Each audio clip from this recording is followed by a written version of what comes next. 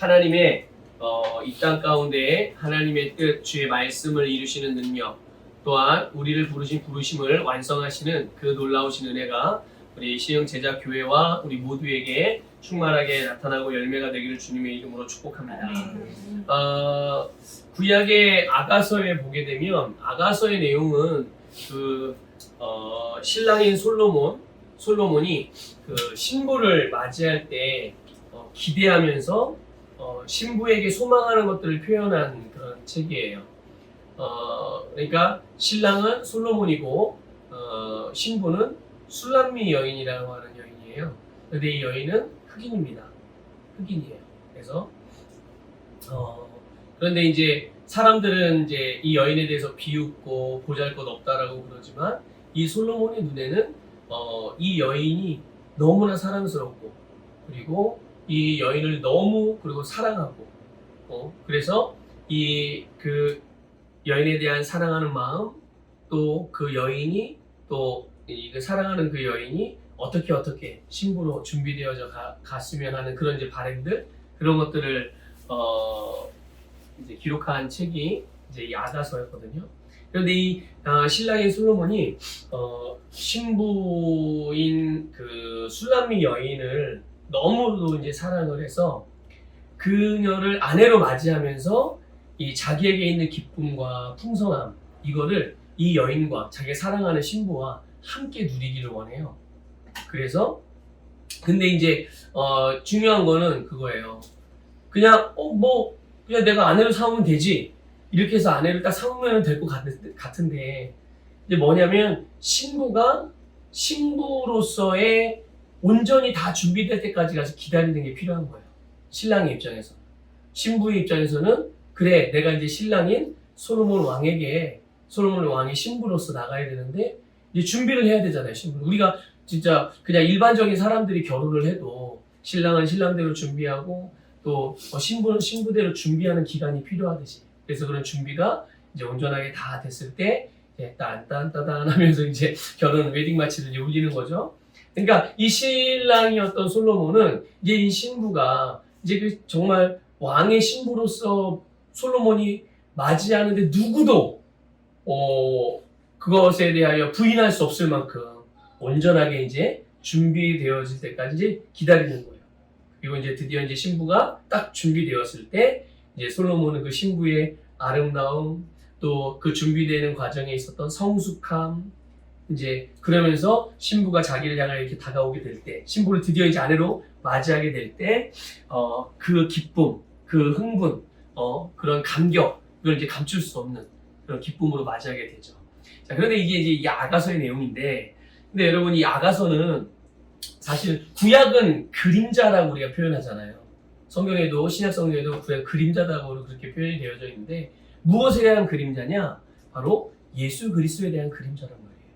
그러니까 이 아가서의 솔로몬과 술람미 여인의 이런 사랑 이야기는 결국 무엇을 상징하는 거냐면 바로 신랑이신 예수님 그리고 신부인 교회의 관계를 상징하고 있는 거예요. 그러니까 신랑 되신 예수님이 신부인 교회를 너무 사랑하는 거죠. 그러니까 눈에 이런 표현 좀 그렇지만 뵈는 게 없으신 거예요. 예수님에게는 오직 뭐만 보이는 거냐면 이 신부인 교회만 보이는 거예요. 그래서 그렇기 때문에 이 신부를 맞이해야 되는데 그렇잖아요. 신부 가문을 이렇게 딱 점 찍어놨는데 딱 픽해놨는데 이걸 이제 이 신부가 정말 이제 웨딩 마치를 울리면 신부를 맞이해야 되는 시간이 필요한 거 그때가 필요한 건데 그때가 있어야 되는데 이제 그때가 언제냐면 신부가 가장 아름답게 성숙하게 될 때 그때가 바로 예수님이 신부인 교회를 맞이할 때가 되고 그때가 언제냐면 바로 주님이 다시 오실 때예요. 이걸 뒤집어서 얘기하면 그러면 예수님이 이 땅에 언제 오시느냐? 바로 교회가 신부로서 가장 성숙하고 완벽하게 준비되어질 때 그때 교회는 이제 신랑이신 예수님을 맞이하게 될 거예요. 근데 성경은 어떻게 표현했냐면 그 부분을 이렇게 표현했어요. 예수님께서 마지막 종말의 때의 징조들과 또 예수님이 다시 오실 때에 대한 여러 가지 그 현상들, 그런 모습들을 말씀하시면서 또 이제 사도들에게도 그런 계시를 주셨죠. 이제 그 마지막 때는 언제냐? 물론 여러 가지 자연적인 징조들도 있어요. 그런데 가장 핵심적인 핵심적인 뭐라고 할까요? 그 사인은 모든 민족에게 복음이 전파되어졌을 때. 그래서 복음을 듣지 않은 민족이 없어요. 복음을 듣지 않은 사람들이 없을 때. 그때가 이제 바로 주님이 오시는 때. 그게 뭡니까? 교회가, 예수님의 신부인 교회가 이 땅에 존재하는 이유가 뭐예요? 네, 복음을 증거하는 거예요. 그러니까 교회가 온전히 준비되어진다? 여러 가지로 표현할 수 있겠지만 바로 복음을 온 땅에 전하는. 근데 복음을 전할 때 어떻게 전해야 돼요? 받아들일 수 있게끔 전해야 되잖아요. 복음을 전하면서 협박을 한다든지, 막 복음을 전하면서 막 화를 내고 막 분노하면서 전하든지 이러면 복음이 전해지겠어요? 아니죠. 그러니까 사람들로 하여금, 모든 민족으로 하여금 복음이 잘 받아들여질 수 있도록, 그렇게 들릴 수 있도록, 복음이 복음답게 들릴 수 있도록, 그러려면 당연히 교회가 성숙함이 필요한 거예요. 성숙함이 필요한 거예요. 어쨌든 그래서 모든 민족이 복음을 듣게 되는 그날이 주님이 오시는 때이고, 오늘 말씀의 주제와 연결해서 본다면 바로 교회가 그렇게 온전하게 신부로서 준비되어지고, 그때가 바로 이제 신랑이신 예수님을 맞이하게 될 때다라는 것을 우리가 좀 깨달았으면 좋겠습니다. 그래서 예수님과 이 교회가 신랑 신부의 관계라고 그렇게 한다면 그 안에서 예수님의 가장 큰 소망이자 가장 큰 기대가 뭐냐? 그거는 바로 신부인 교회가 빨리 성숙하고 아름다운 모습으로 온전해지는 거예요. 그러니까 교회가 빨리 성숙할수록, 빨리 온전해지면 온전해질수록 주님이 오시는 때가 어떻게 되겠어요? 당겨지겠죠. 가까워지는 거예요. 여러분, 우리가 읽은 오늘 본 말씀, 너무나도 잘 아는 말씀이에요. 요즘에 수요 예배 때도 이 부분을 몇 번 계속 이어서 말씀을 전했고, 근데 오늘 본문에서 예수님이 예수 그리스도를 믿는 믿음의 반석 위에다가 예수님의 교회를 세우시겠다라고 베드로에게 말합니다. 제자들에게도 같이, 제자들과 베드로에게 그렇게 말씀하시는 거예요. 예수 그리스도를 믿는 믿음의 반석 위에다가 예수님의 교회를 세우시겠다, 이렇게 말씀하는. 자, 그러면 교회가 뭐냐 이거죠. 교회가 뭔가?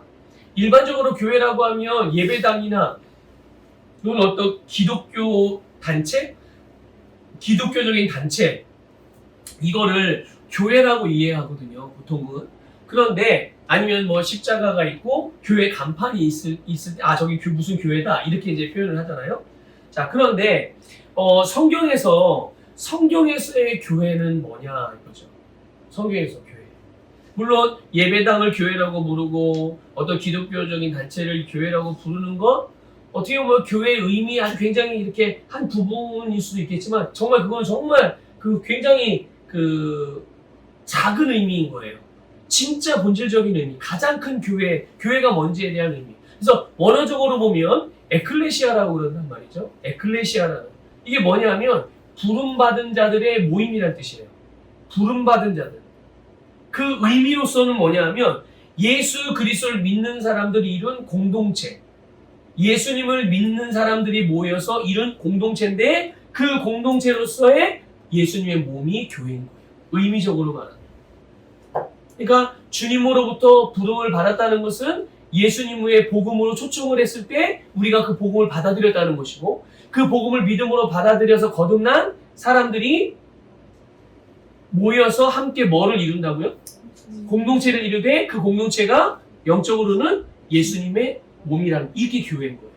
이게 교회인 거죠. 그래서 에베소서 1장 23절을 보면 이런 말씀이 있어요.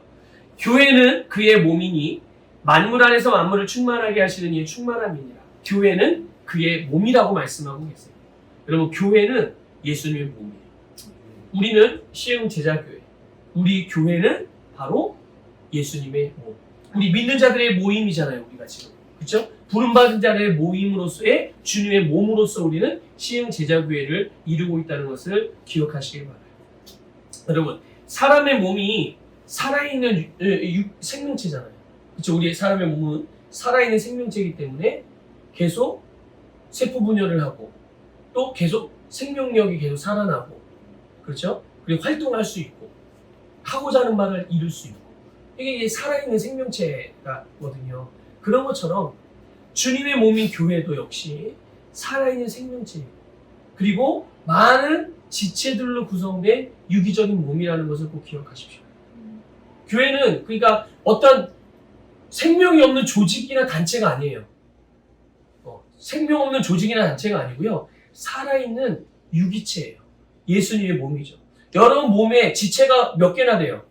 한두 개로 되어져 있습니까, 지체가? 엄청나게 많아요. 하나하나 다 뜯어보면 엄청나게 많은 지체들이 내 몸에 붙어서 내 몸을 건강하게 만들고 내 몸이 하고자 하는 바를 이루고 그렇죠? 계속 활동하는 거예요. 그러니까 이 주님의 몸을 이루는 이 지체는 예수 그리스도를 주님으로 또 구원자로 영접해서 새롭게 거듭난 그리스도인들이라는 거죠. 그러니까 저와 여러분 한 사람 한 사람이 바로 주님의 몸의 지체이고 우리를 주님의 몸이라고 말하는 거예요. 여러분은 예수님의 몸의 지체라면 어느 부분을 담당하고 있는 것 같아요?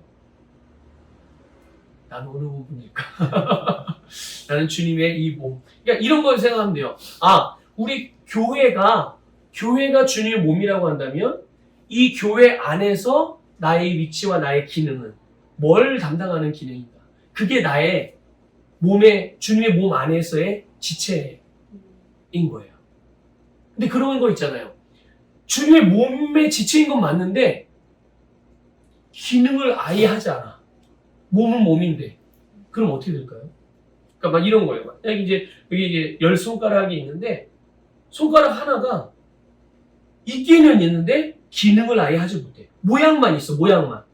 그리고 여기에 피도 안 흘러, 신경도 작동을 안 해, 반응이 없는 거예요, 신경이.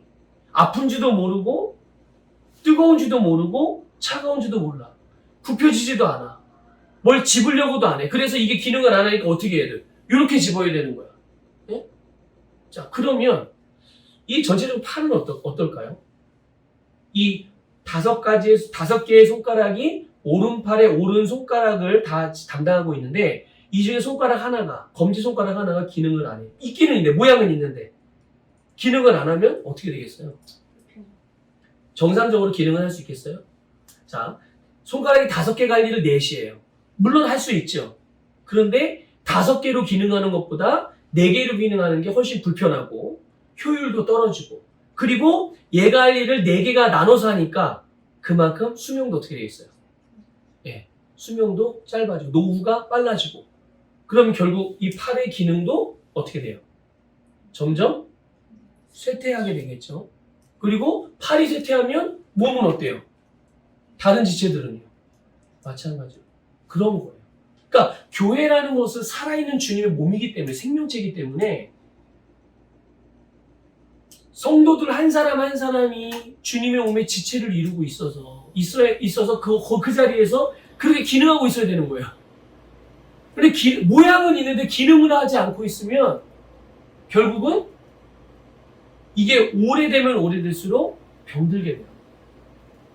그러니까 지체의 입장에서 우리가 좀 본다면 우리는 주님의 몸 안에서 바른 기능을 해야 그 몸이 건강해지고 그 몸이 원래 하고자 하는 바를 정말 효과적으로 그 원하는 때에 목표한 때에 다 이룰 수가 있다는 것을 여러분 기억하시기 바랍니다.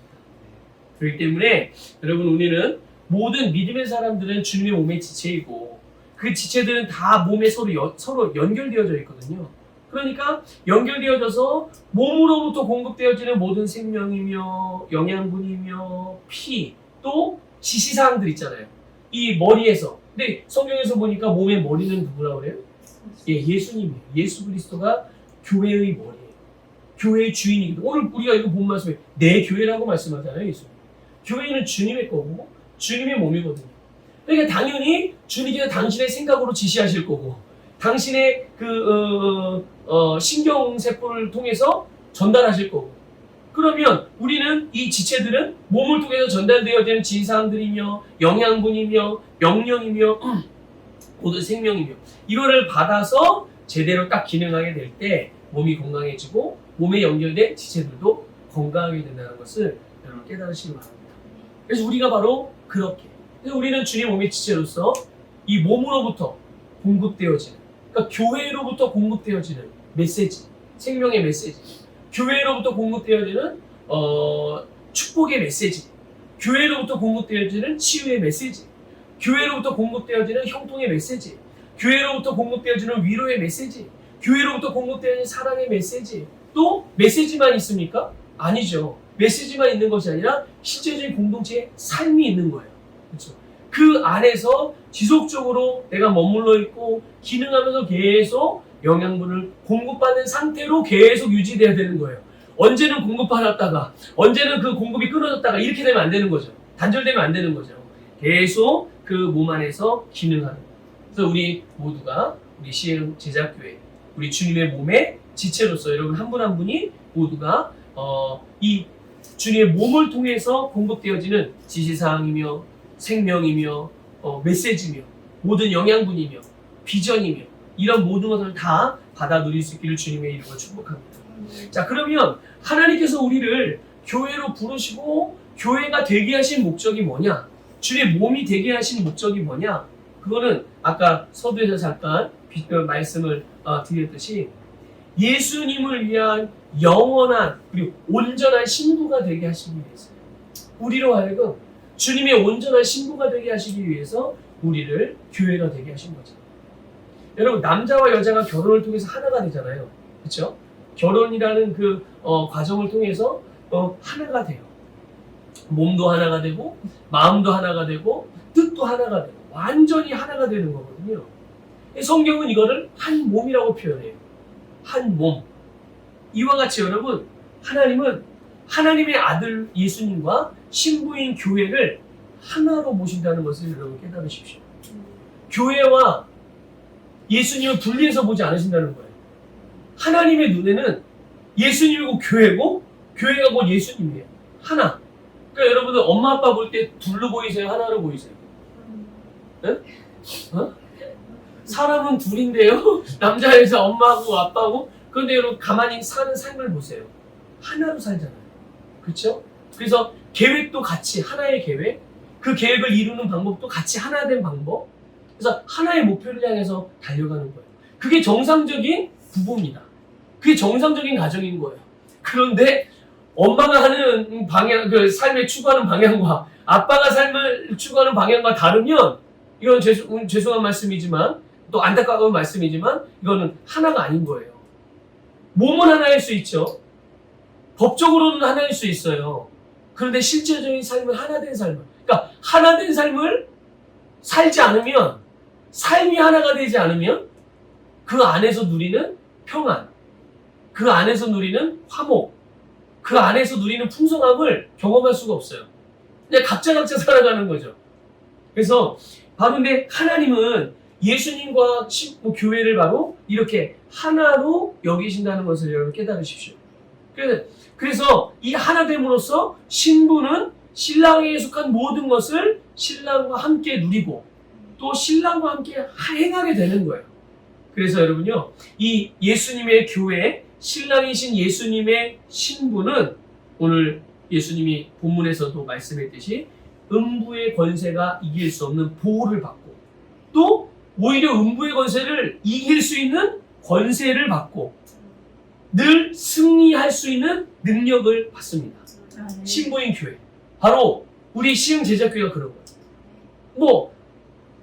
뚜렷한 교회 간판을 달지 못하고 달지 않고 그냥 이렇게 모여서 예배 적은 숫자가 모여서 예배를 드려도 이 주님의 이름으로 세워진 주님의 몸의 공동체 바로 예수님의 몸으로서의 이 공동체는 이렇게 하나님 예수님께서 당신의 권세를 부어주셔서 어떠한 어둠의 권세도 음부의 세력이 절대로 이길 수 없는 하나님이 지키고 하나님이 보호하시고 하나님이 모든 필요를 공급하시고 하나님이 승리케 하시는 이런 놀라운 역사가 바로 우리에게 있다는 것을 믿으시길 바랍니다. 자, 그래서 오늘 본문에 보면 예수님께서요, 내가 이렇게 표현했어요. 내가는 누구를 말하는 거예요? 네, 예수님이 자신이 교회를 세우시겠다고 말씀하는 거예요. 내가 내 교회를 세우겠다. 교회는 사람이 세우는 것 같지만 주님이 세운다는 걸 아셔야 돼요. 교회를 사람이 세우기 시작하면 어떻게 될까요?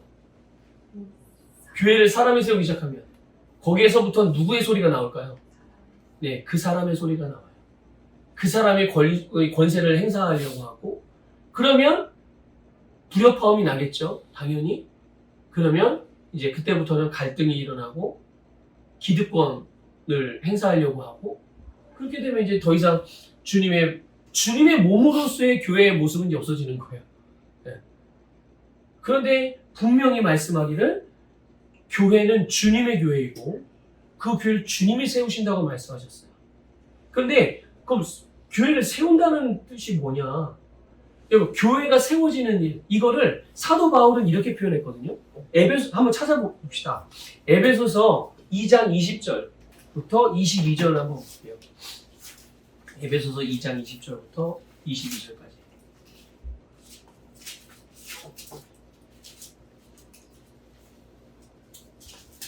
에베소 2장 20절부터 22절까지 같이 읽겠습니다. 시작. 너희는 사도들과 선지자들의 터로 위에 세우심을 입은 자라. 그리스도 예수께서 친히 모퉁이 돌이 되셨느니라. 그의 안에서 건물마다 서로 연결하여 주 안에서 성전이 되어가고 너희도 성령 안에서 하나님이 거하실 처소가 되기 위하여 그리스도 예수 안에서 함께 지어져 가느니라. 아멘.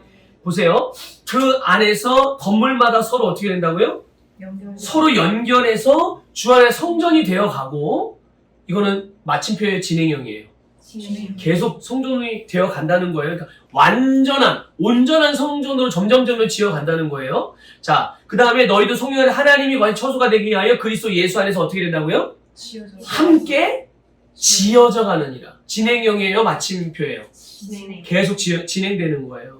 그러니까 예수님이 교회를 세우시겠다, 내 교회를 내가 세우겠다라고 말씀하신 것은 바로 예수님이 교회를 계속 지어 가신다. 계속 세워 가신다라는 뜻으로 말씀하시는 거죠. 예수님이 왜 교회를 계속 지어 가시느냐? 왜 온전케 하시느냐? 답은 단순합니다. 교회는 주님의 것이기 때문이에요. 또 교회는 주님의 몸이기 때문에 당신의 소유이자 당신의 몸을 계속 지어져가고 세워가요. 얼만큼이 돼야 완공이 될까요? 얼만큼이 돼야? 예, 최고의 성숙한 모습이에요. 거기까지가 될 때까지 예수님이, 그렇게 본다면 오늘 우리 시흥 제자교회를 주님이 우리 교회를 신부로 맞이할 수 있을 만큼 온전해지도록 지금 계속 어떻게 하는 거예요? 예, 우리는 함께. 근데 지어져 가는데 그냥 단독적으로 지어져 가는 게 아니에요. 함께 지어져 가는 거예요. 저와 여러분들, 또 여러분과 여러분 서로가 함께 연합해서 연결되어져서 함께 그 온전함을 향해서 가고 있다는 것. 주님이 우리를 그렇게 지금 세워가고 계시다는 것. 그러니까 여러분, 이 공동체의 크기, 숫자, 아니면 어떤 모양들, 이런 것들로 인해서 과시할 것도 아니고, 그렇다고 위축될 것도 아니고, 자랑할 것도 아니고, 또 부끄럽게 여길 것도 아닌 거예요. 우리는 계속 어떻게 하고 있기 때문에? 예, 계속 누가 짓고 계시는 거예요? 예, 주님이 계속 지어가고 계시고 우리는 계속 지금 그렇게 성장해 가고 있다는 것을 믿으시기를 바랍니다. 그래서 여러분, 예수님은요 절대로 교회를 떠나서 일하시는 법이 없어요. 왜 그럴까요? 하나니까. 교회는 예수님과 하나예요. 교회는 예수님 하나이기 때문에 절대로 게다가 교회는 예수님의 신부잖아요. 어떻게 신랑이 신부를 떠나서 자기 멋대로 마음대로 할 수 있겠어요? 그렇게 안 하신다고, 예수님. 그래서 교회의 입장에서 보면, 교회는 그러면 이 세상에서 주님께서 일하시고 주님의 뜻을 나타내는 몸인 거죠. 다시 말씀드릴게요. 교회는 이 세상에서 주님께서 일하고 주님의 뜻을 나타내는 주님의 몸인 거예요. 그러니까 주님은 자기의 몸인 이 교회를 통해서 하나님의 아버지의 뜻을 완벽하게 이루실 거란 말이죠. 그렇기 때문에 끝까지 이 길을 함께 걸어가는 자들은, 이 길을 함께 걸어가는데 결국 상급을 받게 돼요. 상급은 여러분 함께하는 사람들에게 주어지는 거지 그냥 가만히 있는 자들에게 주어지는 게 아니에요. 우리가 뭐 죽어서 천국만 가면 되지.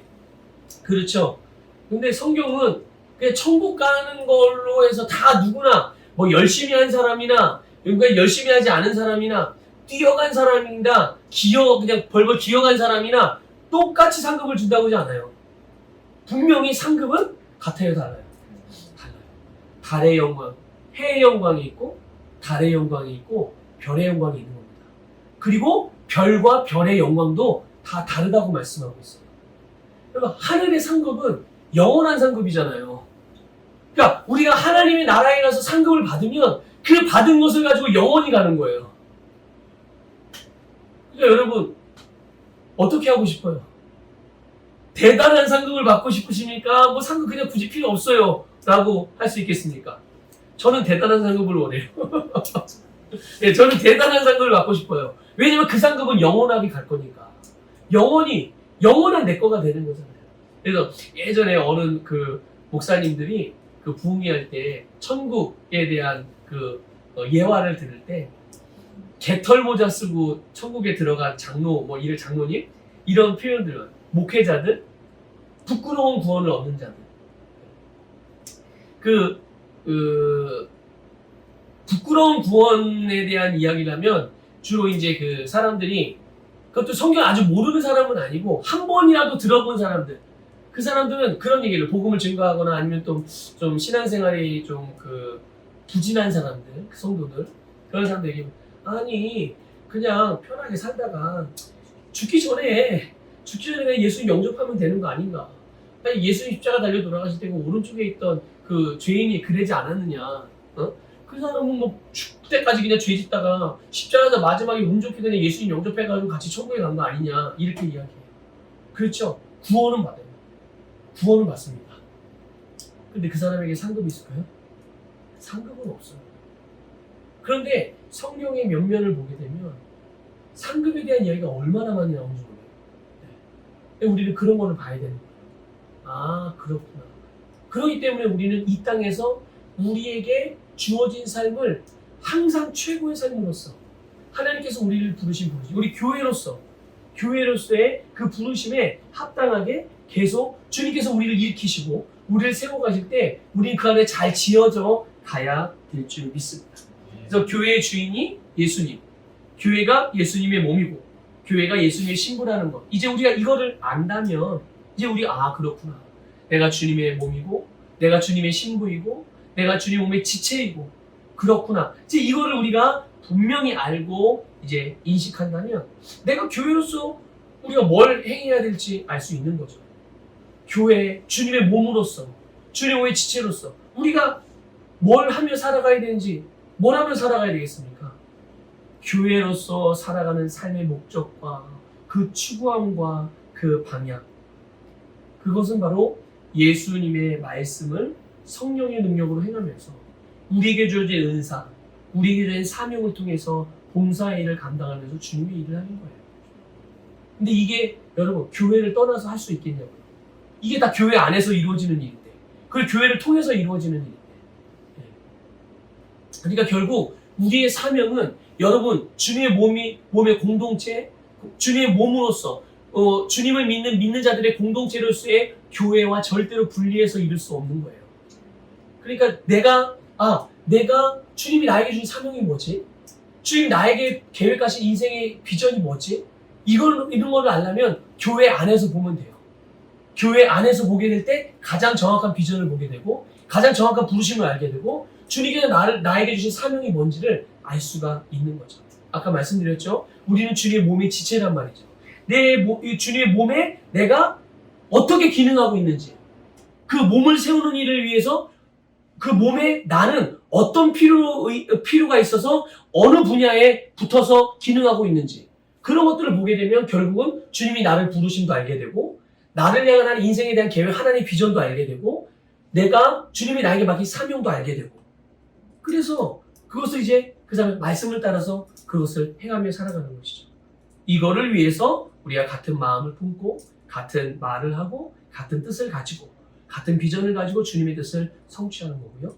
이 성취가 완성될 때 교회는 신랑이신 예수님을 맞이하게 될 줄 믿습니다. 아멘. 우리 시흥 제자교회가 그런 교회로서 또 주님의 몸의 지체인 여러분들이 그런 주님의 지체로서 날마다 주님으로 말미암아 세워지고 건축되어져 가기를 주님의 이름으로 축복합니다. 아멘.